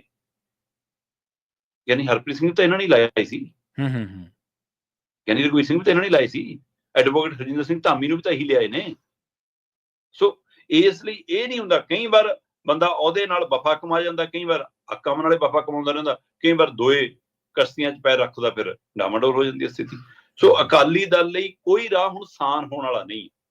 ਜਿਹੜੇ ਮਰਜ਼ੀ ਫਾਰਮੂਲੇ ਰਾਹੀਂ ਆ ਜਾਣ, ਜਿਹੜੇ ਮਰਜ਼ੀ ਤਰੀਕੇ ਨਾਲ ਆ ਜਾਣ, ਜਦੋਂ ਤੱਕ ਉਹ ਸਿਧਾਂਤ ਤੇ ਨਹੀਂ ਪਰਤਦੇ, ਜਦੋਂ ਤੱਕ ਉਹ ਹੁਕਮਨਾਮਿਆਂ ਤੇ ਨਹੀਂ ਪਰਤਦੇ, ਤਦ ਤੱਕ ਉਹਨਾਂ ਲਈ ਹੁਣ ਮੁੜ ਕੇ ਪੈਰ ਲਾਉਣਾ ਔਖਾ ਹੈ। ਬਿਲਕੁਲ ਆਮ ਸੰਗਤ ਨੂੰ ਇਹ ਮਹਿਸੂਸ ਹੋਣ ਲੱਗ ਪਿਆ ਸੀਗਾ ਕਿ ਵੀ 2 ਤਰੀਕ ਵਾਲੇ ਫੈਸਲਿਆਂ ਤੇ ਜੇ ਤੁਰ ਪਿਆ ਅਕਾਲੀ ਦਲ ਤਾਂ ਮੁੜ ਕੇ ਸਰਜੀਤ ਹੋ ਜਾਏਗਾ। ਜੀ ਜੀ ਬਿਲਕੁਲ। ਤੇ ਇਹ ਸਾਰੇ ਘਟਨਾਕ੍ਰਮ 'ਚ ਸ਼ਾਇਦ ਉਹਨੂੰ ਲੱਗਦਾ ਹੋਵੇ ਕਿ ਸਾਡਾ ਕੰਮ ਆਸਾਨ ਹੋ ਰਿਹਾ ਜੀ। ਹੁਣ ਕਹਿਣ ਵਾਲੇ ਤਾਂ ਕਹਿੰਦੇ ਜੀ ਕਿ ਅੰਤਰਿਮ ਕਮੇਟੀ ਧਾਮੀ ਸਾਹਿਬ ਦਾ ਅਸਤੀਫਾ ਪ੍ਰਵਾਨ ਨਹੀਂ ਕਰੂਗੀ, ਕਿ ਜੀ ਉਹ ਕਹਿਣਗੇ ਕਿ ਨਹੀਂ, ਠੀਕ ਹੈ, ਜੇ ਨਹੀਂ ਕਰਨਗੇ ਤਾਂ ਫਿਰ ਧਾਮੀ ਸਾਹਿਬ ਦੁਬਾਰਾ ਬਹਾਲ ਹੋ ਜਾਣਗੇ। ਕਿ ਧਾਮੀ ਸਾਹਿਬ ਦੁਬਾਰਾ ਹੁਣ ਚਾਰਜ ਸੰਭਾਲਣਗੇ, ਫਿਰ ਅਸਤੀਫਾ ਕਦ ਲਈ ਦਿੱਤਾ ਸੀ। ਦੱਸਣ ਵਾਲੇ ਤਾਂ ਇਹ ਦੱਸਦੇ ਨੇ ਕਿ ਪਹਿਲਾਂ ਉਹ ਹਰ ਵਾਰ ਅਸਤੀਫਾ ਦੇਣ ਦੀ ਜਦੋਂ ਪੇਸ਼ਕਸ਼ ਕਰਦੇ ਸੀ ਤਾਂ 2-4 ਬੰਦਿਆਂ ਮੂਹਰੇ ਆਪਣਾ ਮਨ ਫਰੋਲ ਲੈਂਦੇ ਸੀ, ਤੇ ਉਹ ਮਨ ਫਰੋਲੇ ਦਾ ਫਾਇਦਾ ਹੁੰਦਾ ਸੀ ਜਾਂ ਨੁਕਸਾਨ ਹੁੰਦਾ ਸੀ ਕਿ ਸਵੇਰ ਨੂੰ ਗੱਡੀਆਂ ਤੂਤੂ ਕਰਦੀਆਂ ਧਾਮੀ ਸਾਹਿਬ ਦੇ ਘਰੇ ਪਹੁੰਚ ਜਾਂਦੀਆਂ ਸੀ ਤੇ ਅਸਤੀਫਾ ਦੇਣ ਤੋਂ ਪਹਿਲਾਂ ਹੀ ਮਨਾ ਲੈਂਦੇ ਸੀ, ਹੈਨਾ। ਤੇ ਹੁਣ ਕਹਿੰਦੇ ਕਿ ਐਕਚੁਅਲੀ ਉਹਨਾਂ ਨੇ ਕਿਸੇ ਨੂੰ ਦੱਸਿਆ ਹੀ ਨਹੀਂ, ਸਿੱਧਾ ਅਸਤੀਫਾ ਹੀ ਦੇ ਮਾਰਿਆ। ਹੁਣ ਉਹ ਪ੍ਰਵਾਨ ਹੁੰਦਾ ਜਾਂ ਨਹੀਂ ਹੁੰਦਾ, 7 ਮੈਂਬਰੀ ਕਮੇਟੀ ਬਹਾਲ ਹੁੰਦੀ ਜਾਂ ਨਹੀਂ ਹੁੰਦੀ, ਨਵਾਂ ਪ੍ਰਧਾਨ ਚੁਣ ਹੁੰਦਾ, 7 ਮੈਂਬਰ ਨਹੀਂ ਚੁਣ ਹੁੰਦਾ, ਧਾਮੀ ਸਾਹਿਬ ਤਾਂ ਲਾਂਭੇ ਹੋ ਗਏ, ਪਰ ਅਕਾਲੀ ਦਲ ਨੂੰ ਇਹਦਾ ਕਿਹੜੇ ਪਾਸਿਓਂ ਫਾਇਦਾ ਹੋਊਗਾ ਜੀ, ਇਸ ਵੱਲ ਖੜਾ। ਹਾਂ, ਜੇ ਗਿਆਨੀ ਰਘਵੀਰ ਸਿੰਘ ਵੀ ਲਾਂਭੇ ਹੋ ਜਾਂਦੇ ਨੇ, ਫਿਰ ਆਪਣੀ ਮਰਜ਼ੀ ਦਾ ਲਾ ਕੇ ਕੀ ਕਰਾ ਲਓਗੇ। ਸੰਗਤ ਦੇ ਵਿੱਚ ਤਾਂ ਤੁਸੀਂ ਉਸੇ ਕਟਹਿਰੇ 'ਚ ਖੜੇ ਹੋ ਅਜੇ ਤੱਕ। ਸੋ ਅਕਾਲੀ ਦਲ ਪੰਥਕ ਰੋਹ ਰੀਤਾਂ ਦੇ ਹਵਾਲੇ ਨਾਲ ਵੀ, ਅਕਾਲੀ ਦਲ ਰਾਜਨੀਤਿਕ ਪੈੜਾਂ ਦੇ ਹਵਾਲੇ ਨਾਲ ਵੀ ਥਿਰਕ ਚੁੱਕਿਆ। ਸੋ ਉਸ ਸਥਿਤੀ ਦੇ ਵਿੱਚੋਂ ਉਹਦੇ ਲਈ ਨਿਕਲਣਾ ਮੁਸ਼ਕਲ ਹੈ, ਜਦੋਂ ਤੱਕ ਉਹ ਆਪਣੇ ਸਿਧਾਂਤ ਤੇ ਆਪਣੀ ਨਿਯਮਾਵਲੀ ਤੇ ਨਹੀਂ ਪਰਤਦਾ। ਜੀ ਬਿਲਕੁਲ ਬਿਲਕੁਲ। ਅਗਲੀ ਗੱਲ ਕਰੀਏ, ਅਮਰੀਕਾ ਤੋਂ ਜਿਹੜੇ ਲੋਕਾਂ ਨੂੰ ਵਾਪਸ ਭੇਜਿਆ ਜਾ ਰਿਹਾ, ਕਈ ਭਾਰਤੀ ਨਾਗਰਿਕਾਂ ਨੂੰ ਵਾਪਸ ਭੇਜਿਆ ਗਿਆ। 3 ਫਲਾਈਟਾਂ ਦੇ ਵਿੱਚ ਵੱਖ-ਵੱਖ ਜਿਹੜੇ ਥਾਵਾਂ ਤੋਂ ਭਾਰਤੀ ਆਏ ਸਨ, ਦਾਖਲ ਹੋਏ ਸਨ ਅਮਰੀਕਾ ਦੇ ਵਿੱਚ, ਉਹਨਾਂ ਨੂੰ ਵਾਪਸ ਭੇਜਿਆ ਗਿਆ। ਕਹਿੰਦੇ ਇਸ ਮਾਮਲੇ ਦੇ ਵਿੱਚ ਪੰਜਾਬ ਨੰਗੇ ਸਿਰ ਹੈ ਤੇ ਸਰਕਾਰਾਂ ਚੁੱਪ ਨੇ। ਸਰਕਾਰਾਂ ਕੋਲੇ ਤਾਂ ਇੰਨੀ ਕੁ ਗੱਲ ਵੀ ਨਹੀਂ ਬਚੀ ਕਿ ਇੱਥੇ ਆ ਕੇ ਵਿਸ਼ਵ ਗੁਰੂ ਆਏ ਸੀਗੇ, ਟਰੰਪ ਸਾਹਿਬ ਦੇ ਨਾਲ ਮੀਟਿੰਗ ਕਰਕੇ ਗਏ ਸੀ, ਪਰ ਉਹਨਾਂ ਤੋਂ ਬੋਲਿਆ ਕੁਛ ਨਹੀਂ ਗਿਆ। ਇਹ ਉਹ ਸਮਝ ਤੋਂ ਬਾਹਰ ਆ ਵੀ ਉਹਨਾਂ ਦੀ ਕਮਜ਼ੋਰੀ ਸੀ ਜਾਂ ਉਹ ਕੁਛ ਇਹਨਾਂ ਹਾਲਾਤਾਂ ਦੇ ਉੱਤੇ ਕਮੈਂਟ ਜਾਂ ਇਹਨਾਂ ਪੂਰੇ ਮਾਮਲੇ ਉੱਤੇ ਕਮੈਂਟ ਕਰਨ ਤੋਂ ਬਚਦੇ ਸੀ। ਵਿਜੇ ਜੀ, ਜਿਸ ਦਿਨ ਪਹਿਲਾ ਜਹਾਜ਼ ਆਇਆ ਸੀ ਅਮਰੀਕਾ ਤੋਂ ਅੰਮ੍ਰਿਤਸਰ ਦੀ ਧਰਤੀ ਤੇ, ਹਾਂਜੀ, ਤਸੱਲੀ ਮਚ ਗਈ ਕਿ ਇਹ ਤਰੀਕਾ ਕਿਹੜਾ। ਠੀਕ ਹੈ, ਸਰਕਾਰਾਂ ਬਸ਼ਰਮ ਹੁੰਦੀਆਂ, ਸਿਆਸਤਦਾਨ ਬਸ਼ਰਮ ਹੁੰਦੇ, ਉਹਨਾਂ ਨੂੰ ਕੋਈ ਅਸਰ ਨਹੀਂ ਹੁੰਦਾ, ਪਰ ਆਮ ਵਿਅਕਤੀ ਦੇ ਮਨ ਤੇ ਵੀ ਅਸਰ ਹੋਇਆ ਕਿ ਇੱਕ ਫੌਜੀ ਜਹਾਜ਼ ਤੁਹਾਡੀ ਹੱਦ 'ਚ ਆ ਕੇ ਉਤਰ ਗਿਆ, ਤੁਹਾਡੇ ਹੀ ਮੁਲਕ ਦੇ ਬੰਦਿਆਂ ਨੂੰ ਹੱਥਕੜੀਆਂ ਲਾ ਕੇ, ਬੇੜੀਆਂ ਲਾ ਕੇ ਛੱਡ ਗਿਆ ਤੇ ਤੁਸੀਂ ਮੂੰਹ ਵੀ ਨਹੀਂ ਖੋਲ ਸਕੇ। ਬਾਰ-ਬਾਰ ਆਪਾਂ ਇਸ ਪਹਿਲੂ ਤੇ ਚਰਚਾ ਕੀਤੀ ਔਰ ਮੈਂ ਬਾਰ-ਬਾਰ ਕਹਿਣਾ ਕਿ ਡਿਪੋਰਟ ਕਰਨ ਦੇ ਉੱਤੇ ਕੋਈ ਸਵਾਲ ਨਹੀਂ ਹੈ, ਡਿਪੋਰਟ ਕਰਨ ਦੇ ਤਰੀਕੇ ਤੇ ਸਵਾਲ, ਬਿਲਕੁਲ ਸਹੀ, ਮਨੁੱਖੀ ਅਧਿਕਾਰਾਂ ਦੇ ਹਵਾਲੇ ਨਾਲ ਇਹ ਸਵਾਲ ਹੈ। ਸੋ ਉਸ ਵਰਤਾਰਾ ਜਦੋਂ 104 ਆਏ ਤਾਂ ਉਹਦੇ ਵਿੱਚ 30 ਪੰਜਾਬ ਦੇ ਸੀ, 33 ਹਰਿਆਣਾ ਦਾ, 33 ਉਹ ਗੁਜਰਾਤ ਦੇ ਸੀ। ਜਦੋਂ ਦੂਸਰਾ ਜਹਾਜ਼ ਆਇਆ 116 ਤਾਂ ਉਹਦੇ ਵਿੱਚ 67 ਦੇ ਕਰੀਬ ਪੰਜਾਬੀ ਸੀ, 33 ਹਰਿਆਣਾ ਦੇ ਸੀ, 8 ਦੇ ਕਰੀਬ ਗੁਜਰਾਤ ਦੇ ਸੀ। ਫਿਰ ਤੀਜਾ ਜਹਾਜ਼ ਆਇਆ 112, ਉਹਦੇ ਵਿੱਚ 31 ਪੰਜਾਬ ਦੇ ਸੀ, 44 ਹਰਿਆਣਾ ਦੇ ਸੀ ਤੇ 33 ਗੁਜਰਾਤ ਦੇ ਸੀ। ਸੋ ਇਸ ਲਈ ਅਸੀਂ ਸਮੁੱਚੇ 104, 116 ਤੇ 112 ਦੇ ਹਵਾਲੇ ਨਾਲ ਗੱਲ ਕਰ ਰਹੇ ਹਾਂ ਜੀ, ਕਿ ਇਹ ਤਰੀਕਾ ਉਹਨਾਂ ਸਾਰਿਆਂ ਨਾਲ ਅਪਣਾਇਆ ਗਿਆ ਤੇ ਜੇ ਭਾਈ ਤੁਸੀਂ ਪੰਜਾਬ ਵਾਲਿਆਂ ਕਰਕੇ ਨਹੀਂ ਬੋਲਣਾ ਸੀ, ਗੁਜਰਾਤ ਵਾਲਿਆਂ ਕਰਕੇ ਹੀ ਬੋਲ ਲੈਂਦੇ। ਹਾਂਜੀ ਹਾਂਜੀ, ਬੋਲਦੇ ਤਾਂ ਸਹੀ। ਸੋ ਕਿਉਂ ਨਹੀਂ ਬੋਲ ਸਕੇ ਇਸ ਵੱਲ? ਹਾਂ, ਜਿਸ ਤੱਕ ਪੰਜਾਬ ਦਾ ਸਵਾਲ ਹੈ, ਮੈਨੂੰ ਬਹੁਤ ਪੀੜ ਹੋਈ ਕਿ ਘੱਟੋ ਘੱਟ ਸਾਡਾ ਮੰਤਰੀ ਗਿਆ ਸੀ ਧਾਲੀਵਾਲ ਦੇ ਨਾਲ, ਇੱਕ ਹੋਰ ਕਿਹੜਾ, ਉਹ ਫੋਟੋਆਂ ਖਿਚਾ ਰਹੇ ਸੀ ਨੌਜਵਾਨ ਮੁੰਡਿਆਂ ਨਾਲ ਕਿ ਜੀ ਵਾਪਸ ਆਏ ਨੇ। ਕਿਹੜੇ ਮੈਡਲ ਵੰਡ ਰਹੇ ਸੀ ਜੀ ਤੁਸੀਂ ਉੱਥੇ ਉਹਨਾਂ ਨਾਲ ਫੋਟੋਆਂ ਖਿਚਾਉਣ ਲੱਗੇ? ਕੀ ਦੱਸਣਾ ਚਾਹੁੰਦੇ ਸੀ? ਕੀ ਦਿਖਾਉਣਾ ਚਾਹੁੰਦੇ ਸੀ? ਤੁਸੀਂ ਉਹਨਾਂ ਨੂੰ ਫੋਟੋਆਂ ਦੇ ਵਿੱਚ ਜਨਤਕ ਕਰਕੇ ਆਪਣਾ ਖੜਾ ਕੇ ਲੋਕਾਂ 'ਚ ਉਹਨਾਂ ਦਾ ਕਿਹੜਾ ਮਾਣ ਵਧਾ ਰਹੇ ਸੀ? ਜਿਸ ਪੀੜ ਚੋਂ ਲੰਘ ਰਹੇ ਸੀ, ਜਿਸ ਮੁਸ਼ਕਲ ਚੋਂ ਲੰਘ ਰਹੇ ਸੀ, ਤੁਸੀਂ ਉਹ 'ਚ ਵਾਧਾ ਕਰ ਰਹੇ ਹੋ। ਉਲਟਾ ਤੁਹਾਨੂੰ ਇਹ ਵੀ ਨਹੀਂ ਦਿਖਿਆ ਫੋਟੋ ਖਿਚਾਉਣ ਲੱਗਿਆ ਕਿ ਉਹਨਾਂ 'ਚ ਇੱਕ ਸਿਰ ਦੇ ਉੱਤੇ ਜੂੜਾ ਤੇ ਨੰਗੇ ਸਿਰਾ ਮੁੰਡਾ। ਹਾਂਜੀ ਹਾਂਜੀ, ਬਿਲਕੁਲ। ਇੰਨਾ ਵੀ ਤੁਹਾਡੀ ਨਜ਼ਰ ਨਹੀਂ ਪਈ? ਇੰਨੇ ਮਤਲਬ ਕਿ ਇਹ ਤੁਹਾਡਾ ਵੀ ਬੇਸ਼ਰਮਪਣਾ। ਤੇ ਇਸ ਮਸਲੇ ਤੇ ਤੁਸੀਂ ਕੋਈ ਹਾਰਾ ਨਾਰਾ ਵੀ ਨਹੀਂ ਮਾਰ ਸਕੇ। ਮੁੱਖ ਮੰਤਰੀ ਜੀ ਗਏ, ਭਾਸ਼ਣਬਾਜ਼ੀ ਕਰਿਆ ਏ, ਠੀਕ ਹੈ, ਮੁੱਦਾ ਉੱਠਿਆ, ਮੁੱਖ ਮੰਤਰੀ ਦੇ ਕਹਿਣ ਦਾ ਅਸਰ ਦੂਰ ਤੱਕ ਜਾਂਦਾ ਹੈ, ਠੀਕ ਹੈ। ਉਹ ਕਿਹਾ ਜੀ ਕਿ ਅੰਮ੍ਰਿਤਸਰ ਏਅਰਪੋਰਟ ਕਿਉਂ ਜੀ, ਇਹਨੂੰ ਡਿਪੋਰਟ ਸੈਂਟਰ ਨਾ ਬਣਾਓ ਜੀ, ਐ ਨਹੀਂ ਚੱਲੂਗਾ ਜੀ, ਹੈਨਾ। ਪਰ ਬਾਕੀ ਕਿੱਥੇ ਹੈ ਜੀ? ਤੁਸੀਂ ਅਧਿਕਾਰਕ ਤੌਰ ਤੇ ਮੁੱਖ ਮੰਤਰੀ ਦੇ ਉਸ ਅਹੁਦੇ ਦੇ ਤੌਰ ਤੇ ਮਾਮਲਾ ਕਿੱਥੇ ਉਠਾਇਆ ਜੀ? ਮੀਡੀਆ 'ਚ ਬੋਲ ਕੇ ਤਾਂ ਉਹ ਕੋਈ ਅਧਿਕਾਰਤ ਬਿਆਨ ਨਹੀਂ ਮੰਨਿਆ ਜਾਣਾ ਤੁਹਾਡਾ। ਤੁਸੀਂ ਆਫੀਸ਼ੀਅਲੀ ਕੋਈ ਚਿੱਠੀ ਭੇਜੀ ਹੈ ਕਿਸੇ ਨੂੰ, ਕੋਈ ਲੈਟਰ ਪਾਇਆ, ਕੋਈ ਕਿਸੇ ਨਾਲ ਮੀਟਿੰਗ ਕੀਤੀ ਹੈ ਜਾ ਕੇ ਵਿਦੇਸ਼ ਮੰਤਰੀ ਨਾਲ, ਗ੍ਰਹਿ ਮੰਤਰੀ ਨਾਲ, ਪ੍ਰਧਾਨ ਮੰਤਰੀ ਨਾਲ ਇਸ ਮਸਲੇ ਤੇ ਕਿ ਜੀ ਆਹ ਤਰੀਕਾ ਕਿਉਂ ਹੈ? ਹੁਣ ਉਹ ਬੱਚੇ ਦੱਸ ਰਹੇ ਨੇ ਕਿ ਜਦੋਂ ਅਸੀਂ ਡਿਪੋਰਟ ਹੋਏ, ਜਦੋਂ ਅਸੀਂ ਡਿਪੋਰਟ ਹੋਣ ਤੋਂ ਪਹਿਲਾਂ ਅਮਰੀਕਾ 'ਚ ਦਾਖਲ ਹੋਏ, ਕੰਧਾਂ ਟੱਪੇ ਅਸੀਂ ਫੜ ਲਏ, ਉੱਥੇ ਹੀ ਸਾਡੀਆਂ ਪੱਗਾਂ ਲਾ ਕੇ ਕੂੜੇਦਾਨਾਂ 'ਚ ਸਿੱਟੀਆਂ, ਉੱਥੋਂ ਹੀ ਸਾਨੂੰ ਅੰਦਰ ਡੱਕਦਾ ਤੇ ਉੱਥੋਂ ਹੀ ਸਾਨੂੰ ਬੇੜੀਆਂ ਹੱਥਕੜੀਆਂ ਲਾ ਕੇ ਭੇਜ। ਜਿਹੜੇ ਉੱਧਰ ਬੈਠੇ ਨੇ ਕਿ ਹਾਂ ਸਿੱਖੀ ਦੇ ਅਸੀਂ ਪਹਿਰੇਦਾਰ ਹਾਂ ਜੀ, ਅਸੀਂ ਬਚਾਉਣਾ ਜੀ, ਵੱਖਰਾ ਰਾਜ ਬਣਾ ਦੇਣਾ ਜੀ, ਆਹ ਕਰ ਦੇਣਾ ਜੀ, ਹੁਣ ਆਹ ਨਹੀਂ ਦਿਖਿਆ ਤਸਵੀਰ? ਇਸ ਮੌਕੇ ਉਹ ਕਿਉਂ ਨਹੀਂ ਬੋਲ ਸਕੇ? ਹੁਣ ਉਹਨਾਂ ਦੀ ਉਹ ਸ਼ਕਤੀਆਂ ਕਿੱਥੇ ਨੇ? ਹੁਣ ਉਹਨਾਂ ਦੀ ਉਹ ਭਗਤੀ ਕਿੱਥੇ ਆ? ਇੱਧਰ ਜਿਹੜੇ ਰਾਸ਼ਟਰਵਾਦ ਵਾਲੇ, ਖੌਤੀ ਰਾਸ਼ਟਰਵਾਦ ਵਾਲੇ ਦੇ ਪਾਕਿਸਤਾਨ ਕਨੀ ਝੰਡਾ ਚੱਕ ਕੇ ਤੁਰ ਪੈਂਦੇ ਨੇ ਮਿੰਟ ਬਾਅਦ, ਹੁਣ ਅਮਰੀਕਾ ਕਨੀ ਉਹਨੂੰ ਕਿਉਂ ਨਹੀਂ ਤੁਰੇ? ਹੁਣ ਇੱਥੇ ਕਿਉਂ ਨਹੀਂ ਮੂੰਹ ਖੁੱਲਿਆ? ਇਹ ਸਾਰੇ ਤਰ੍ਹਾਂ ਬੇਨਕਾਬ ਹੋ ਰਹੀਆਂ ਨੇ। ਸਾਰਿਆਂ ਦਾ ਇਹ ਚਿਤਰਨ ਹੋ ਰਿਹਾ ਕਿ ਹਾਂ ਤੁਸੀਂ ਕਿਸ ਤਰ੍ਹਾਂ ਨਾਲ ਖੜੇ ਹੋ ਤੇ ਕਿਵੇਂ ਖੜੇ ਹੋ। ਬਿਲਕੁਲ ਜੀ, ਪੰਜਾਬ ਨੰਗੇ ਸਿਰ ਹੈ ਤੇ ਕੋਈ ਢੱਕਣ ਵਾਲਾ ਨਹੀਂਗਾ। ਹਾਂ, ਸ਼੍ਰੋਮਣੀ ਕਮੇਟੀ ਨੇ ਇੱਕ ਚੰਗੀ ਪਹਿਲ ਕਦਮੀ ਕੀਤੀ ਹੈ। ਉਹਨਾਂ ਦੇ ਨੁਮਾਇੰਦੇ ਗਏ, ਉਹਨਾਂ ਨੇ ਉਹਨਾਂ ਜਵਾਕਾਂ ਦੇ ਸਿਰਾਂ ਤੇ ਦਸਤਾਰਾਂ ਸਜਾਈਆਂ ਤੇ ਉਹਨਾਂ ਨੂੰ ਘਰੇ ਲੈ ਕੇ ਗਏ। ਹੁਣ ਆਹ ਜਿਹੜੇ ਬਾਕੀ ਆ ਰਹੇ ਨੇ, ਉਹਨਾਂ ਚੋਂ ਕਿੰਨਿਆਂ ਦੇ ਵਾਲ ਕੱਟੇ ਨੇ, ਕਿੰਨਿਆਂ ਦੇ ਕੇਸ ਕਤਲ ਕੀਤੇ ਨੇ, ਕਿੰਨਿਆਂ ਦਾੜੀਆਂ ਕੱਟੀਆਂ ਨੇ, ਹੁਣ ਕਿਉਂ ਨਹੀਂ ਬੋਲ ਹੁੰਦਾ? ਤੋ ਇਸ ਲਈ ਇਹ ਸਾਰੇ ਸਵਾਲ ਉਹਨਾਂ ਪੰਥਕ ਨੁਮਾਇੰਦਿਆਂ ਦੇ ਆਲੇ ਪਾਲੇ 'ਚ ਵੀ ਖੜੇ ਨੇ ਤੇ ਅਖੌਤੀ ਰਾਸ਼ਟਰਵਾਦੀ ਵਾਲਿਆਂ ਦੇ ਪਾਲੇ 'ਚ ਵੀ ਖੜੇ ਨੇ। ਸੋ ਇਹ ਸਾਰਿਆਂ ਲਈ ਸਵਾਲ ਨੇ ਕਿ ਹੁਣ ਜਿਸ ਤਰੀਕੇ ਨਾਲ, ਜਿਸ ਵਿਵਹਾਰ ਨਾਲ ਉਹ ਭੇਜ ਰਹੇ ਨੇ, ਹੁਣ ਕਿਉਂ ਨਹੀਂ ਬੋਲ ਹੁੰਦਾ ਕਿ ਘਰ ਮੇਂ ਘੁਸਕਰ ਮਾਰੇਂਗੇ, ਆ ਕਰੇਂਗੇ? ਹੁਣ ਬੋਲੋ ਨਾ। ਤੇ ਪ੍ਰਧਾਨ ਮੰਤਰੀ ਜੀ ਉੱਥੇ ਜਾਣ, ਉਹਨਾਂ ਦਾ ਜਹਾਜ਼ ਵੀ ਉੜੇ ਤੇ ਉਸੇ ਦਿਨ ਡਿਪੋਰਟ ਵਾਲਾ ਦੂਜਾ ਜਹਾਜ਼ ਵੀ ਉੜੇ, ਹੈਨਾ। ਤੇ ਤੁਸੀਂ ਕਿਉਂ ਨਹੀਂ ਕਿਹਾ ਵੀ ਕਿ ਮੈਂ ਤਾਂ ਆਪਣੇ ਦੇਸ਼ ਦੇ ਨਾਗਰਿਕਾਂ ਨਾਲ ਜਾਊਂਗਾ? ਆ ਜਾਂਦੇ ਉਹਨਾਂ ਨਾਲ ਜਹਾਜ਼ ਚੜ੍ਹ ਕੇ। ਜੀ ਜੀ, ਤੁਸੀਂ ਜੇ ਉਹਨਾਂ ਦੀਆਂ ਬੇੜੀਆਂ ਖਲਵਾ ਨਹੀਂ ਸਕਦੇ ਸੀ ਤਾਂ ਆਪਣੀਆਂ ਬਾਹਾਂ ਅੱਗੇ ਕਰ ਦਿੰਦੇ।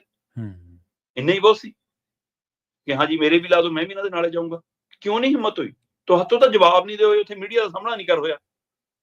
ਤੁਸੀਂ ਕਿਹੜਾ ਭਾਰਤ ਦਾ ਝੰਡਾ ਲਹਿਰਾ ਕੇ ਆਏ ਹੋ ਉੱਥੇ? ਕਿਹੜਾ ਭਾਰਤ ਦੇ ਤਿਰੰਗੇ ਦੀ ਸ਼ਾਨ ਵਧਾ ਕੇ ਆਏ ਹੋ? ਦੇਣ ਜਵਾਬ ਹੁਣ ਵਿਸ਼ਵ ਗੁਰੂ ਬਣਨਾ ਜੀ। ਸੋ ਇਹ ਸਵਾਲ ਬਹੁਤ ਵੱਡੇ ਹੋ ਗਏ ਨੇ। ਹਾਂ, ਮਤਲਬ ਬਸ਼ਰਮਾ ਦਾ ਕੀ ਹੈ, ਕਹਿੰਦਾ ਬਸ਼ਰਮਾ ਦੀ ਡੁੱਲੀ ਦਾਲ, ਕਹਿੰਦੇ ਅਸੀਂ ਲਿਟ ਖਾਂਦੇ ਆ ਤੇ ਖਾਈ ਜਾਣ ਫਿਰ। ਪਰ ਇਹ ਭਾਰਤ ਦਾ ਅਕਸ ਨੂੰ ਢਾਹ ਲਾ ਕੇ ਆਏ ਨੇ ਜਨਾਬ, ਜਿਹੜੇ ਉੱਥੇ ਖੜ ਕੇ ਟਰੰਪ ਦੇ ਨਾਲ ਤਸਵੀਰਾਂ ਖਿਚਵਾ ਕੇ, ਹੈਨਾ, ਸੌਦੇ ਕਰਕੇ, ਉਹਨਾਂ ਦਾ ਮਾਲ ਖਰੀਦ ਕੇ ਭਾਰਤੀ ਲੋਕਾਂ ਦੇ ਟੈਕਸ ਨਾਲ, ਤੇ ਹੁਣ ਇਹਨਾਂ ਦੇ ਮੁੜ ਵਸੇਬੇ ਲਈ ਮੈਂ ਨਹੀਂ ਕਹਿੰਦਾ ਕਿ ਸਹੀ ਗਏ ਸੀ, ਜੀ ਜੀ, ਬਿਲਕੁਲ ਜਾਣ ਦਾ ਤਰੀਕਾ ਗਲਤ ਹੈ। ਪਰ ਉੱਡਾ ਹੀ ਸਵਾਲ ਸਰਕਾਰਾਂ ਨੂੰ, ਸੂਬਾ ਸਰਕਾਰ ਤੋਂ ਲੈ ਕੇ ਕੇਂਦਰ ਸਰਕਾਰਾਂ ਨੂੰ ਹੈ ਕਿ ਜੇ ਇੱਥੇ ਸਾਰਾ ਕੁਝ ਦਰੁਸਤ ਹੁੰਦਾ, ਤੁਹਾਡੇ ਰੁਪਈਏ 'ਚ ਜਾਨ ਹੁੰਦੀ, ਤੁਹਾਡੇ ਕੋਲ ਰੁਜ਼ਗਾਰ ਦੇ ਸਾਧਨ ਹੁੰਦੇ, ਤੁਸੀਂ ਲੋਕਾਂ ਨੂੰ ਇੱਕ ਸੁਰਤਾ, ਇੱਕ ਸਮਾਨਤਾ ਦਿੰਦੇ ਹੁੰਦੇ, ਤਾਂ ਕਿਉਂ ਜਾਂਦਾ ਕੋਈ?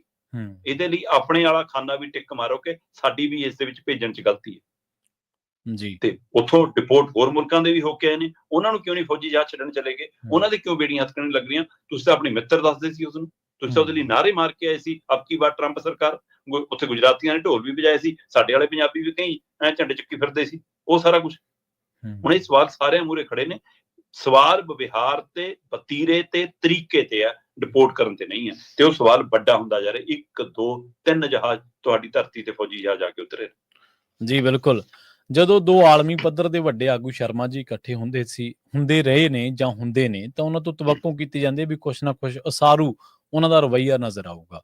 ਪਰ ਇੱਥੇ ਦੋਵੇਂ ਆਗੂਆਂ ਦੀ ਦੇਖੋ, ਟਰੰਪ ਸਾਹਿਬ ਤਾਂ ਉਹ ਤਾਂ ਆਪਣੇ ਦੇਸ਼ ਨੂੰ ਦੇਖ ਕੇ ਚੱਲਦੇ ਨੇ, ਉਹ ਕਹਿੰਦੇ ਸਾਡਾ ਇੰਨਾ ਘੱਟ ਹੈ, ਅਸੀਂ ਤਾਂ ਪੂਰਾ ਕਰਨਾ, ਆਪਣੇ ਤਰੀਕੇ ਨਾਲ ਉਹ ਤਾਂ ਧੱਕੇ ਨਾਲ ਕਰ ਰਹੇ ਨੇ। ਪਰ ਜੋ ਮੋਦੀ ਸਾਹਿਬ ਜਿਵੇਂ ਵਾਪਸ ਮੁੜੇ ਨੇ ਨਾ, ਉਹ ਇਉਂ ਲੱਗਦਾ ਵੀ ਜਿਵੇਂ ਕੋਈ ਸ਼ਾਸਕ ਅਧੀਨਗੀ ਸਵੀਕਾਰ ਕਰਕੇ ਵਾਪਸ ਮੁੜਿਆ ਹੋਵੇ।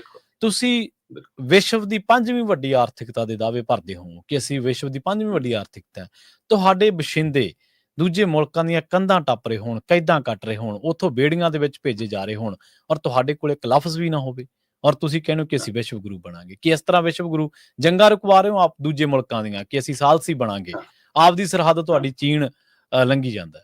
ਸੋ ਇਸੇ ਤਰ੍ਹਾਂ ਸਾਡੇ ਮੁੱਖ ਮੰਤਰੀ ਸਾਹਿਬ ਨੇ ਕਹਿੰਦੇ 50,000 ਨੌਕਰੀਆਂ ਦੇ ਦੇਂਗੇ। ਮੈਂ ਕੱਲ ਉਹਨਾਂ ਦਾ ਬਿਆਨ ਪੜ੍ਹ ਰਿਹਾ ਸੀਗਾ। 3 ਸਾਲ ਹੋਣ ਵਾਲੇ ਨੇ ਤੁਹਾਡੇ ਕਾਰਜਕਾਲ ਨੂੰ, ਇਹਨਾਂ 3 ਸਾਲਾਂ ਦੇ ਵਿੱਚ ਸਪੀਡ ਵਧੀ ਆ, ਘਟੀ ਨਹੀਂ ਪ੍ਰਵਾਸ ਦੀ। ਤੇ ਜੇਕਰ ਤੁਹਾਡੇ ਕਾਰਜਕਾਲ ਦੇ 3 ਸਾਲਾਂ ਦੇ ਵਿੱਚ ਸਪੀਡ ਵਧੀ ਹੈ, ਇਹਦਾ ਮਤਲਬ ਹੈ ਕਿ ਜੇਕਰ ਪਿਛਲੇ ਹੁਕਮਰਾਨ ਫੇਲ ਸੀਗੇ, ਤੁਸੀਂ ਉਹਨਾਂ ਦੀ ਲੀਹ ਤੇ ਹੋ, ਤੁਸੀਂ ਉਹਨਾਂ ਨਾਲੋਂ ਵੱਖਰੇ ਨਹੀਂ ਗੇ। ਸਭ ਤੋਂ ਵੱਡੀ ਗੱਲ ਕਿ ਭਰੋਸਾ ਪੈਦਾ ਕਰਨਾ ਪੈਂਦਾ ਲੋਕਾਂ ਦੇ ਵਿੱਚ, ਜੇ ਪ੍ਰਵਾਸ ਰੋਕਣਾ ਕਿ ਹਾਂ ਇੱਥੇ ਕੁਛ ਨਾ ਕੁਛ ਬਣੂਗਾ। ਤੁਹਾਡੇ ਲੋਕ ਪ੍ਰਵਾਸ ਉਸੇ ਸਪੀਡ ਨਾਲ ਨਹੀਂ, ਸਗੋਂ ਉਸ ਤੋਂ ਵੀ ਜ਼ਿਆਦਾ ਸਪੀਡ ਨਾਲ ਕਰ ਰਹੇ ਨੇ। ਪ੍ਰਵੀਨ ਜੀ, ਮੈਨੂੰ ਤਾਂ ਇੰਨਾ ਲੱਗਦਾ ਕਦੇ ਕਦੇ ਕਿ ਇੰਨੇ ਬਸ਼ਰਮ ਨੇ, ਪਤਾ ਨਹੀਂ ਇਹ ਡਿਪੋਰਟ ਹੋ ਕੇ ਨੌਜਵਾਨਾਂ ਦੀਆਂ ਫੋਟੋਆਂ ਲਾ ਕੇ ਕੱਲ ਨੂੰ ਕਹਿ ਦੇਣ ਦੇਖੋ ਜੀ ਇਸ ਤਾਂ ਕਿਹਾ ਸੀਗਾ ਕਿ ਬਾਹਰਲੇ ਦੇਸ਼ਾਂ ਤੋਂ ਮੁੜਨ ਲੱਗ ਜਾਣਗੇ, ਮੁੜਨ ਲੱਗੇ, ਇੰਨੇ ਵੀ ਬੇਸ਼ਰਮ ਹੋ ਸਕਦੇ ਆ। ਬਿਲਕੁਲ ਇਹ ਤੰਜ ਹੈ ਇਹਨਾਂ ਲਈ ਬਹੁਤ ਵੱਡਾ। ਇਹਨਾਂ ਦੇ ਨਿਗਾਰ ਦਾ ਕੋਈ ਪਤਨ ਦਾ ਕੋਈ ਸਿਰਾ ਥੋੜੋ ਹੈ ਸ਼ਰਮਾ ਜੀ। ਅਗਲੀ ਤਰਾਸਦੀ ਪੰਜਾਬ ਦੀ ਇੱਕ ਹੋਰ ਗੱਲ ਕਰੀਏ ਆਪਾਂ, ਕਿਸੇ ਦਿਨ ਇਸ ਪੂਰੇ ਮਾਮਲੇ ਨੂੰ ਆਪਾਂ ਹੋਰ ਵੀ ਪਹਿਲੂਆਂ ਤੋਂ ਖੋਲਣ ਦਾ ਯਤਨ ਕਰਾਂਗੇ। ਪ੍ਰਵਾਸ ਦੇ ਕਾਰਨ ਪੰਜਾਬ ਦੇ ਜਿਹੜੇ ਪਿਛਲੇ ਕੁਝ ਸਾਲਾਂ, ਕੁਝ ਦਹਾਕਿਆਂ ਦੇ ਵਿੱਚ ਹਾਲਾਤ ਜਿਹੜੇ ਬਦਲੇ ਨੇ। ਪੰਜਾਬ ਦੇ ਕਹਿੰਦੇ ਹਰ 5ਵੇਂ ਜੀ ਨੇ ਸ਼ਰਮਾ ਜੀ ਘਰ-ਬਾਰ ਵੇਚਿਆ ਤੇ ਆਪਣਿਆਂ ਨੂੰ ਵਿਦੇਸ਼ ਦੇ ਵਿੱਚ ਭੇਜਿਆ। ਬਿਲਕੁਲ ਜੀ, ਇਹ ਪੰਜਾਬ ਦੀ ਖੇਤੀਬਾੜੀ ਯੂਨੀਵਰਸਿਟੀ ਦਾ ਇੱਕ ਸਰਵੇ ਸਾਹਮਣੇ ਆ ਰਿਹਾ ਜਿਹੜਾ ਇਹ ਦਮ ਭਰਦਾ ਹੈ ਕਿ ਪੰਜਾਬ ਦਾ ਹਰ 5ਵਾਂ ਵਿਅਕਤੀ, ਹਰ 5ਵਾਂ ਜੀ ਉਸ ਸਥਿਤੀ 'ਚ ਹੈ ਕਿ ਉਹਨੇ ਘਰ-ਬਾਰ, ਜ਼ਮੀਨ ਵੇਚ ਕੇ, ਕਰਜ਼ਾ ਲੈ ਕੇ ਆਪਣੇ ਕਿਸੇ ਨਾ ਕਿਸੇ ਘਰ ਦੇ ਮੈਂਬਰ ਨੂੰ ਵਿਦੇਸ਼ ਭੇਜਿਆ। ਉਹ ਜੈਨੂਨ ਤਰੀਕਾ ਹੋਵੇ, ਦੂਸਰਾ ਤਰੀਕਾ ਹੋਵੇ। ਕਹਿੰਦੇ 42% ਕੈਨੇਡਾ 'ਚ ਨੇ ਤੇ 3% ਅਮਰੀਕਾ ਜਾ ਰਹੇ ਨੇ। ਮਤਲਬ ਇਹ ਪੰਜਾਬ ਦਾ ਔਸਤਨ ਨਿਕਲ ਕੇ ਆ ਰਿਹਾ। ਜਿੰਨੇ ਜਾ ਰਹੇ ਨੇ ਉਹਨਾਂ ਚੋਂ 42% ਕੈਨੇਡਾ ਸੀ, 3% ਉਹ ਸੀਗੇ ਇਹ ਜਿਹੜੇ ਅਮਰੀਕਾ ਵਾਲੇ ਪਾਸੇ ਜਾ ਰਹੇ ਸੀ। ਉਹਦੇ ਵਿੱਚੋਂ ਵੀ ਡਿਪੋਰਟ ਵਾਲਾ ਪਲੜਾ ਬਹੁਤ ਭਾਰੀ ਹੁੰਦਾ ਜਾ ਰਿਹਾ ਸੀ, ਹੈਨਾ। ਮੈਂ ਇਹ ਅੰਕੜੇ ਦੇਖ ਰਿਹਾ ਸੀਗਾ, ਬੜੇ ਫਿਕਰਮੰਦੀ ਵਾਲੇ ਅੰਕੜੇ ਨੇ। ਕਹਿੰਦੇ 13.38% ਪੇਂਡੂ ਲੋਕ ਨੇ ਜਿਨ੍ਹਾਂ ਦੇ ਮਤਲਬ ਕਿ ਲਗਭਗ 14% ਆਪਾਂ ਕਹਿ ਸਕਦੇ ਹਾਂ ਕਿ ਉਹ ਪੇਂਡੂ ਲੋਕ ਨੇ ਜਿਹਦੇ ਹਰ ਘਰ ਤੋਂ ਇੱਕ ਜੀ ਵਿਦੇਸ਼ ਹੈ। ਹੁਣ ਇਹਨੂੰ ਪੋਜ਼ਿਟਿਵ ਲਈਏ, ਅਮੀਰੀ ਵਾਲੇ ਪਾਸਿਓਂ ਲਈਏ, ਹੈਨਾ, ਜਾਂ ਮਜਬੂਰੀ ਵਾਲੇ ਪਾਸਿਓਂ ਲਈਏ, ਇਹ ਨਜ਼ਰੀਆ ਆਪਾਂ ਕਿਸ ਪਹਿਲੂ ਤੋਂ ਇਹਨੂੰ ਲੈਣਾ। ਚਾਹੇ ਉਹ ਪਹਿਲਾਂ ਨੌਕਰੀ ਕਰਨ ਦੇ ਹਵਾਲੇ ਨਾਲ, ਫਿਰ ਪੜ੍ਹਾਈ ਕਰਨ ਦੇ ਹਵਾਲੇ ਨਾਲ, ਵਿੱਚ ਵਿਚਾਲੇ ਉਹ ਵਿਆਹਾਂ ਵਾਲਾ ਦੌਰ ਵੀ ਚੱਲਿਆ, ਉਹ ਸਾਰੀ ਪ੍ਰਕਿਰਿਆ। ਸੋ ਫਿਰ ਆਹ ਰਿਪੋਰਟ ਵਾਲਾ ਕੰਮ ਇੰਨਾ ਵੱਧ ਗਿਆ, ਮਤਲਬ ਕਿ ਕੰਧਾ ਟੱਪਣ ਵਾਲਾ ਤਰੀਕਾ ਹੈ ਨਾ, ਜਿਹਨੂੰ ਡੰਕੀ ਕਹਿੰਦੇ ਨੇ, ਉਹ ਵਾਲਾ ਫਾਰਮੂਲਾ। ਸੋ ਮੈਂ ਦੇਖ ਰਿਹਾ ਸੀਗਾ 19.38% ਲੋਕਾਂ ਨੇ ਕਹਿੰਦਾ ਆਪਣਾ ਘਰ, ਜ਼ਮੀਨ, ਕਾਰ, ਟਰੈਕਟਰ ਵੇਚ ਕੇ ਆਪਣੇ ਬੱਚਿਆਂ ਨੂੰ ਵਿਦੇਸ਼ਾਂ 'ਚ ਸੈੱਟ ਕੀਤਾ, ਹੈ ਨਾ। ਤੇ ਕਹਿੰਦੇ ਕਿ ਜਦੋਂ ਕਿ 56% ਲੋਕ ਉਹ ਨੇ ਜਿਹੜੇ ਵਿਦੇਸ਼ ਜਾਣ ਦੇ ਚੱਕਰ 'ਚ ਆਪਣੇ ਸਿਰ ਤੇ ਕਰਜ਼ਾ ਚੜਾ ਚੁੱਕੇ ਨੇ। 56% ਲੋਕ, ਹੈ ਨਾ। 4 ਜ਼ਿਲ੍ਹੇ ਅਜਿਹੇ ਨੇ, ਅੰਮ੍ਰਿਤਸਰ, ਗੁਰਦਾਸਪੁਰ, ਸ਼ਹੀਦ ਭਗਤ ਸਿੰਘ ਤੇ ਫਿਰੋਜ਼ਪੁਰ, ਜਿੱਥੇ ਸਭ ਤੋਂ ਜ਼ਿਆਦਾ 30% ਲੋਕ ਵਿਦੇਸ਼ਾਂ ਦੇ ਵਿੱਚ ਰੁਖ ਕਰ ਚੁੱਕੇ ਨੇ, ਹੈ ਨਾ। ਪੰਜਾਬ ਖੇਤੀਬਾੜੀ ਯੂਨੀਵਰਸਿਟੀ ਦੇ ਅਰਥ ਸ਼ਾਸਤਰੀ ਵਿਭਾਗ ਵੱਲੋਂ ਇਹ ਸਰਵੇ ਹੈ, ਜਿਹਦੇ ਸਰਵੇ ਦੇ ਵਿੱਚ ਇਹ ਸਾਹਮਣੇ ਆਇਆ ਕਿ ਲੋਕ ਡੰਕੀ ਰੂਟ ਦਾ ਸਹਾਰਾ ਇਸ ਲਈ ਲੈ ਰਹੇ ਨੇ ਕਿ ਉਹ ਕਿਸੇ ਨਾ ਕਿਸੇ ਤਰੀਕੇ ਵਿਦੇਸ਼ ਜਾਣਾ ਚਾਹੁੰਦੇ ਨੇ। ਬਸ ਹੁਣ ਉਹਦੇ ਵਿੱਚ ਹੀ ਆਏ ਕਿ 13.34% ਪੇਂਡੂ ਪਰਿਵਾਰ ਨੇ ਜਿਹੜੇ ਘੱਟੋ ਘੱਟ ਹਰ ਪਰਿਵਾਰ ਤੋਂ ਇੱਕ ਜੀ ਉੱਥੇ ਗਿਆ ਹੋਇਆ। ਸੋ ਬੇਰੁਜ਼ਗਾਰੀ, ਭ੍ਰਸ਼ਟਾਚਾਰੀ, ਕਹਿੰਦੇ ਘੱਟ ਆਮਦਨ, ਇਹ ਸਾਰੇ ਇਹਦੇ ਕਾਰਨ ਨੇ। ਇਹਨਾਂ ਸਾਰੇ ਪਹਿਲੂਆਂ ਦੇ ਉੱਤੇ ਜਦੋਂ ਆਪਾਂ ਨਜ਼ਰਸਾਨੀ ਕਰਦੇ ਹਾਂ ਤਾਂ ਫਿਰ ਇਹ ਸਵਾਲ ਤਾਂ ਆਉਂਦਾ ਹੀ ਆਉਂਦਾ ਕਿ ਇਹਦਾ ਮਤਲਬ ਸਰਕਾਰਾਂ ਦਾ ਰੋਲ ਸਹੀ ਨਹੀਂ ਰਿਹਾ, ਸਿਸਟਮ ਦਾ ਰੋਲ ਸਹੀ ਨਹੀਂ ਰਿਹਾ, ਹੈ ਨਾ। ਤੇ ਉਹਨਾਂ ਦੇ ਰੋਲ ਦਾ ਨਤੀਜਾ ਫਿਰ ਇਹ ਲੋਕ ਭੋਗ ਰਹੇ ਨੇ। ਸੋ ਕਰਜ਼ਾ ਵੀ ਚੜਿਆ ਹੁਣ ਜਿਹੜੇ ਵਾਪਸ ਆਏ ਨੇ, ਹੈ ਨਾ, ਤੇ ਘਰ-ਬਾਰ ਵੀ ਗਵਾਇਆ। ਉਧਰ ਜੇ ਕੋਈ ਖਰੀਦ ਲਿਆ ਹੋਊ, ਕਿਸੇ ਨੇ ਕੁਝ ਲੈ ਲਿਆ ਹੋਊਗਾ, ਉਹ ਵੀ, ਜਾਂ ਜਿਹੜੇ ਤੁਰੰਤ ਜਾ ਕੇ ਫੜੇ ਗਏ ਉਹ ਵੀ। ਉਹ ਸਾਰੀ ਸਥਿਤੀ ਦੇ ਵਿੱਚ ਹੁਣ ਉਹਨਾਂ ਦੇ ਮੁੜ ਵਸੇਵਾ ਇਸ ਸਮੇਂ ਉਹਨਾਂ ਨੂੰ ਮਾਨਸਿਕ ਔਰ ਆਰਥਿਕ 2 ਤਰ੍ਹਾਂ ਦੇ ਸਕੂਨ ਦੀ ਲੋੜ ਹੈ ਜੀ। ਜੇ ਦੋਏ ਤਰ੍ਹਾਂ ਦਾ ਸਕੂਨ ਉਹਨਾਂ ਨੇ ਕਿਸੇ ਤਰ੍ਹਾਂ ਨਹੀਂ ਉਪਲਬਧ ਕਰਾ ਸਕੀ, ਸਰਕਾਰਾਂ ਜੇ ਫੋਟੋਆਂ ਖਿਚਾ ਕੇ ਮੁੜ ਗਈਆਂ ਤੇ ਦਿੱਲੀ ਵਾਲੇ ਮੂੰਹ ਖੋਲਣ ਲਈ ਤਿਆਰ ਨਹੀਂ, ਹੈ ਨਾ, ਤਾਂ ਫਿਰ ਖੁਦਾ ਨਾ ਖਾਸਤਾ ਉਹ ਪਤਾ ਨਹੀਂ ਕਿਹੜਾ ਰਾਗ ਤਿਆਰ ਕਰਨ। ਇਸ ਮੌਕੇ ਉਹਨਾਂ ਦੇ ਮੁੜ ਵਸੇਵੇ ਦੀ ਕੋਸ਼ਿਸ਼ ਹੋਣੀ ਚਾਹੀਦੀ ਹੈ, ਔਰ ਹਰੇਕ ਸੂਬਾ ਆਪਣੇ ਪੱਧਰ ਤੇ ਜ਼ਰੂਰ ਕਰੇ। ਹਰਿਆਣਾ, ਗੁਜਰਾਤ, ਮਹਾਰਾਸ਼ਟਰ, ਯੂਪੀ, ਬਿਹਾਰ ਤੇ ਪੰਜਾਬ, ਤੇ ਕੇਂਦਰ ਸਰਕਾਰ ਹੁਣ ਕਰੇ ਨਾ ਜਿਹੜਾ ਕਹਿੰਦੇ ਇੱਕ ਦੇਸ਼ ਇੱਕ ਭਾਸ਼ਾ, ਇੱਕ ਦੇਸ਼ ਇੱਕ ਮੰਡੀ, ਇੱਕ ਟੈਕਸ, ਹੁਣ ਪੂਰੇ ਦੇਸ਼ ਦੇ ਵੱਖ-ਵੱਖ ਸੂਬਿਆਂ ਦੇ ਨੇ, ਹੁਣ ਬਣਾ ਦਿਓ ਸਾਰਿਆਂ ਲਈ ਇਕੱਠੀ ਯੋਜਨਾ, ਹੁਣ ਕਿਉਂ ਨਹੀਂ ਬਣਦੀ ਯੋਜਨਾ? ਬਿਲਕੁਲ। ਸੋ ਇਹ ਨਾਅਰੇ ਦੇਣੇ ਹੋਰ ਗੱਲ ਨੇ, ਕੰਮ ਕਰਨਾ ਹੋਰ ਗੱਲ। ਜੀ ਬਿਲਕੁਲ। ਤੇ ਜਾਂਦੇ ਗੱਲ ਕਰੀਏ ਕਾਂਗਰਸ ਦੀ ਪ੍ਰਧਾਨਗੀ ਦੇ ਬਾਰੇ, ਕਾਫੀ ਚਿਰ ਤੋਂ ਅਟਕਲਾਂ ਲਾਈਆਂ ਜਾ ਰਹੀਆਂ ਨੇ ਕਿ ਕਾਂਗਰਸ ਪ੍ਰਧਾਨ ਦੀ ਜਿਹੜੀ ਚੋਣ ਹੈ ਉਹ ਜਿਹੜੀ ਕਾਂਗਰਸ ਹਾਈ ਕਮਾਂਡ ਆ ਉਹ ਹੋਰ ਕਰਨਾ ਚਾਹੁੰਦੀ ਆ।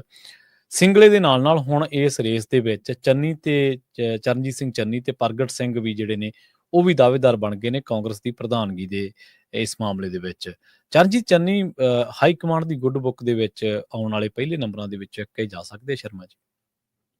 ਬਿਲਕੁਲ। ਇਸ ਸਮੇਂ ਪੰਜਾਬ ਦੇ ਵਿੱਚ ਆਪਾਂ ਪਿਛਲੇ 3-4 ਦਿਨ ਪਹਿਲਾਂ ਮੈਂ ਖਬਰ ਕੀਤੀ ਸੀ ਕਿ ਪੰਜਾਬ ਦੇ ਵਿੱਚ ਕਾਂਗਰਸ ਪ੍ਰਧਾਨ ਬਦਲਿਆ ਜਾਣਾ ਜੀ, ਜਦੋਂ ਕਿ ਅਮਰਿੰਦਰ ਸਿੰਘ ਰਾਜਾ ਵੜਿੰਗ ਹੋਰੀ ਆਪਣੀ ਬਕਾਇਦਾ ਤੌਰ ਤੇ ਰਿਪੋਰਟ ਕਰ ਚੁੱਕੀ ਫਿਰ ਕਿ ਮੇਰਾ ਰਿਪੋਰਟ ਕਾਰਡ ਤਾਂ ਠੀਕ ਹੈ ਜੀ, ਮੇਰੀ ਪ੍ਰਧਾਨਗੀ 'ਚ ਤਾਂ MP ਚੋਣਾਂ 'ਚ ਵੀ ਠੀਕ ਠਾਕ ਕੰਮ ਹੋ ਗਿਆ ਜੀ, ਸਭ ਤੋਂ ਵੱਧ ਅਸੀਂ ਜਿੱਤ ਗਏ ਜੀ, ਹੈ ਨਾ। ਮੈਂ ਆਪਣੀ ਵੀ ਸੀਟ ਜਿੱਤ ਲਈ ਜਾ ਕੇ ਲੁਧਿਆਣੇ ਜੀ। ਉਸ ਤੋਂ ਬਾਅਦ ਪੰਚੀ ਸਰਪੰਚੀ ਤੇ ਨਗਰ ਨਿਗਮ ਨਗਰ ਕੌਂਸਲ 'ਚ ਵੀ ਧੱਕੇਸ਼ਾਹੀ ਦੇ ਬਾਵਜੂਦ ਜੋ ਕਰ ਸਕਦੇ ਸੀ ਕਰਤਾ ਜੀ। ਉਹ ਤਾਂ ਆਪਣਾ ਰਿਪੋਰਟ ਕਰ ਚੁੱਕੀ ਫਿਰ ਰਿਹਾ ਜੀ ਕਿ ਮੈਨੂੰ ਕੀ ਹਟਾ ਦੇ। ਦੋ ਪਹਿਲੂ ਨੇ, ਇੱਕ ਤਾਂ ਮੂਹਰੇ 2027 ਆ ਹੁਣ ਜੀ ਤੇ ਕਾਂਗਰਸ ਦੇ ਵਿੱਚ ਇਹ ਮੰਨਿਆ ਜਾਂਦਾ ਕਿ ਜਿਹੜਾ ਪ੍ਰਧਾਨ ਦਾ ਚਿਹਰਾ ਹੋਵੇ ਉਹੀ ਮੁੱਖ ਮੰਤਰੀ ਦਾ ਦਾਅਵੇਦਾਰ ਹੁੰਦਾ ਜ਼ਿਆਦਾਤਰ। ਇਸ ਲਈ ਵੀ ਪ੍ਰਧਾਨਗੀ ਹਾਸਲ ਕਰਨ ਦੀ ਖਿੱਚੋਤਾਣ ਹੈਗੀ ਆ ਤੇ ਉਹ ਸਾਰੀ ਪ੍ਰਕਿਰਿਆ ਦੇ ਨਾਲ ਇਹ ਵੀ ਪਹਿਲੂ ਆ ਕਿ ਕੀ ਕੋਈ ਜਿਹੜੀ ਗੇਮ 2027 ਚ ਪੰਜਾਬ ਚ ਖੇਡੀ ਜਾਣੀ ਆ ਉਹ ਗੇਮ ਚਾਹੇ SC-BC ਭਾਈਚਾਰੇ ਦੇ ਸਿਰ ਤੇ ਹੋਵੇ, ਚਾਹੇ ਉਹ ਹਿੰਦੂ ਭਾਈਚਾਰੇ ਦੇ ਸਿਰ ਤੇ ਹੋਵੇ, ਉਧਰ ਨੂੰ ਜਿਹੜੀ ਜਾਣ ਦੀ ਕਵਾਇਦ ਹੈ। ਖਾਸ ਕਰ BJP ਗੇਮ ਜਿਹੜੀ ਉਸ ਪਾਲੇ ਚ ਲਿਜਾਣਾ ਚਾਹੁੰਦੀ ਹੈ ਕਿ ਆਪਾਂ ਇਸ ਧਿਰਾਂ ਨੂੰ ਆਮੋ ਸਾਹਮਣੇ ਖੜਾ ਕੇ ਚੋਣ ਲੜੀਏ ਤਾਂ ਸ਼ਾਇਦ ਸਾਡੇ ਅਸਾਰ ਵੱਧ ਜਾਣ। ਉਸੇ ਮੈਦਾਨ ਦੇ ਵਿੱਚ ਉਸੇ ਦੀ ਨੀਤੀ ਦੇ ਉੱਤੇ ਮੈਨੂੰ ਲੱਗਦਾ ਆਮ ਆਦਮੀ ਪਾਰਟੀ ਖੇਡਣ ਲਈ ਆ ਗਈ ਜਦੋਂ ਉਹਨੇ ਅਮਨ ਅਰੋੜੇ ਨੂੰ ਇਸ ਤਰ੍ਹਾਂ ਪ੍ਰਧਾਨ ਲਾਇਆ। ਤੇ ਹੁਣ ਕਾਂਗਰਸ ਇਸ ਦੁਵਿਧਾ ਚ ਹੈ ਕਿ ਕੀ ਅਸੀਂ ਜੱਟ ਸਿੱਖ ਚਿਹਰੇ ਤੇ ਰਹੀਏ, ਕੀ ਅਸੀਂ ਸਿੱਖ ਚਿਹਰੇ ਤੇ ਆ ਜਾਈਏ, ਕੀ ਅਸੀਂ ਹਿੰਦੂ ਚਿਹਰੇ ਤੇ ਆ ਜਾਈਏ। ਸੋ ਜਦੋਂ ਜੱਟ ਸਿੱਖ ਚਿਹਰੇ ਤੇ ਦੇਖਦੀ ਹੈ ਫਿਰ ਸੁਖਜਿੰਦਰ ਰੰਧਾਵਾ ਕਹਿੰਦਾ ਮੈਂ ਵੀ ਹੈਗਾ, ਫਿਰ ਪ੍ਰਤਾਪ ਬਾਜਵਾ ਕਹਿੰਦਾ ਮੈਂ ਵੀ ਹੈਗਾ, ਫਿਰ ਰਾਜਾ ਵੜਿੰਗ ਕਹਿੰਦਾ ਹੁਣ ਤਾਂ ਮੈਂ ਵੀ ਪੱਗ ਬੰਨਦਾ ਜੀ, ਫਿਰ ਤਾਂ ਮੈਂ ਵੀ ਹੈਗਾ, ਹੈ ਨਾ।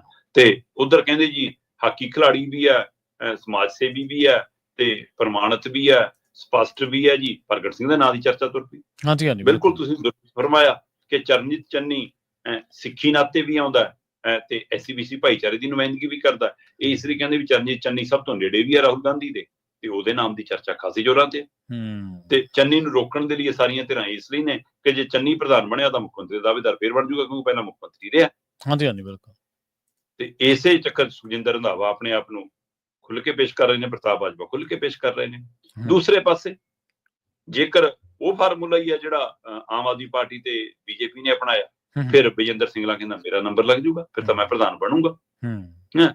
ਤੇ ਉਧਰ ਕਹਿੰਦੇ ਕਿ ਜੇ ਜ਼ਿਆਦਾ ਹੀ ਹੈ, ਬੇਸ਼ੱਕ ਉਹ ਦਾਗੀ ਹੈ ਤਾਂ ਕਹਿੰਦੇ ਤਾਂ ਵੀ ਉਹਦੇ ਉੱਤੇ ਭਾਰਤ ਭੂਸ਼ਣ ਆਸ਼ੂ ਤੇ ਵੀ ਖੇਡ ਸਕਦੇ ਨੇ ਜੀ।